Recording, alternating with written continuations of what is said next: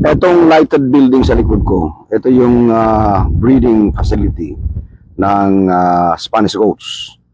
140 breeders from the US, Texas and California. Ito yung part ng small ruminants nucleus farm program sa Mindanao, which is a project of the Department of Agriculture, Bureau of Animal Industry, National Livestock Program. Ito po ay envisioned by Secretary Kiko Laurel and of course endorsed by the late Undersecretary Divis Avellano, now taken over by USEC Dante Palabrica.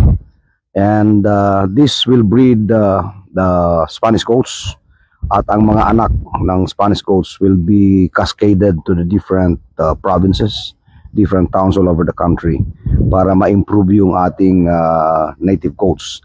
Sapagkat yung ating native goats actually ay masarap yung karne, malambot. At gustong-gusto ko, personally gustong-gusto ko. Pero ang problema, maliliit, 10-15 kilos. But the Spanish goats, which is also a meat goat breed, could increase the meat carrying capacity of our native goats. They grow to as high as heavy as 50 to 70 kilos.